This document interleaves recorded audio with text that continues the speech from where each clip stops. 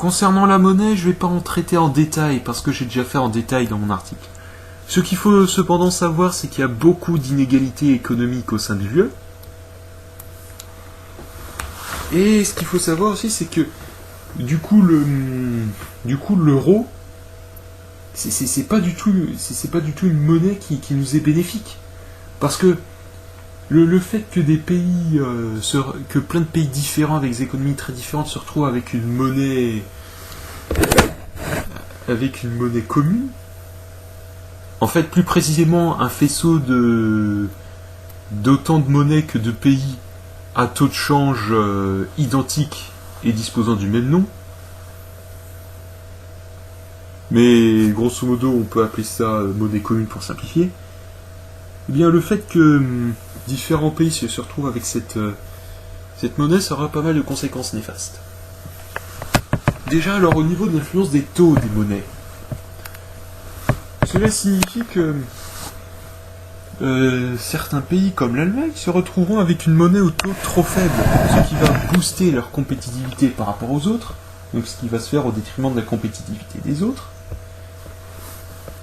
Mais cela va aussi avoir une incidence à la baisse sur leur niveau de vie.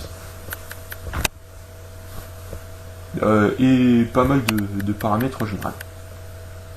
Sauf que dans le même temps, tu auras beaucoup de pays plus pauvres qui se retrouveront avec une monnaie trop forte. Ils vont du coup alors manquer fortement de compétitivité. Et ça, c'est un gros problème, parce que l'UE nous parle de libre concurrence, de libre échange.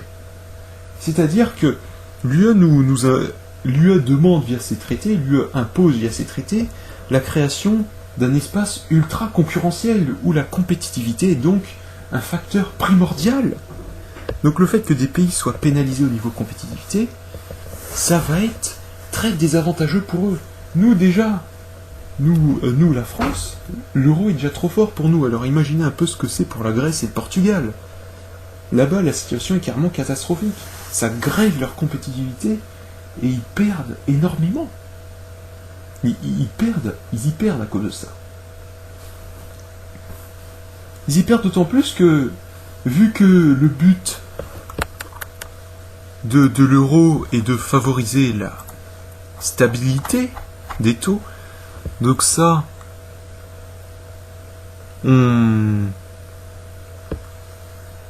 c'est parmi les buts essentiels de l'euro. La politique menée a pour but de favoriser la stabilité des taux. Eh bien, ça fait que la possibilité de recours à une dévaluation monétaire pour les pays pour qui l'euro est trop fort est exclue.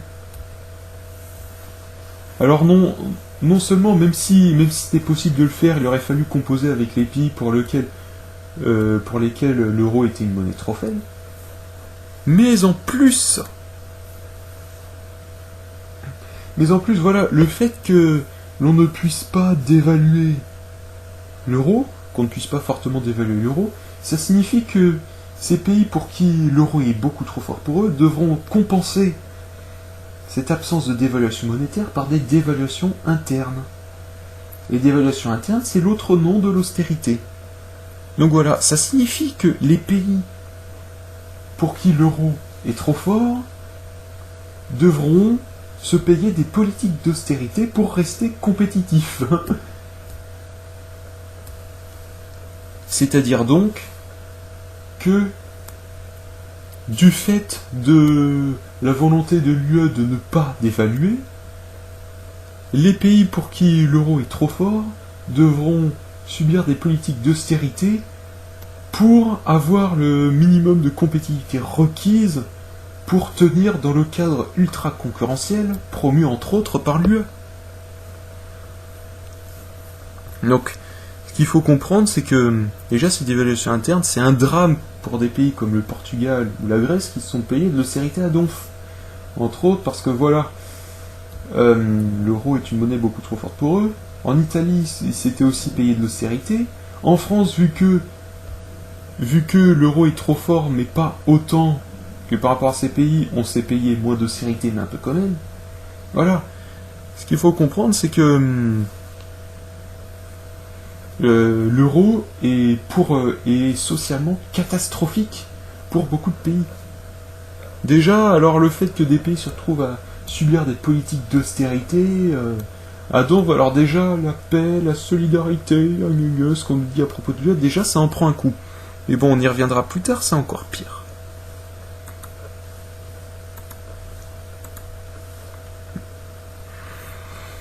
Et encore, l'UE de toute manière, c'est un faisceau de monnaie qui est par essence instable, qui dans ses fondements mêmes ne peut pas durer. Ce qui signifie qu'à un moment, cela signifie qu'à un moment, l'euro va s'effondrer. Je sais pas quand, je peux pas dire quand, mais du fait de l'existence d'une instabilité, l'euro va finir par disparaître. Alors ça, on le voit par l'étude du système Target 2. Donc le système qui est consubstantiel à cette union monétaire, qui permet d'assurer la fixité des taux et le fait que ça soit toujours 1 pour 1 entre eux. Donc je ne vais pas rentrer dans les détails ici parce que c'est un sujet très technique. Sachez juste, pour résumer, que ce système est instable, que à tout moment, par la décision de modifier ce système, d'une certaine manière, l'euro peut se mettre à disparaître tout seul. Pas d'une manière... Donc c'est-à-dire que... Et cela signifie que le scénario le plus probable de disparition de l'euro, c'est la sortie furtive, où en fait l'euro va disparaître par la suite de mesures techniques sans conséquences dramatiques pour différents pays, mis à part que cela va nous ramener aux monnaies nationales sans le dire explicitement. Mais bref, je vous laisse regarder mon article qui explique ça plus en détail. Mais juste pour vous dire que au final, la question de faut-il ou non sortir de l'euro ne se pose pas vraiment, car au final, on finira par en sortir, que ce soit voulu ou non. Sur ce, passons à la partie suivante.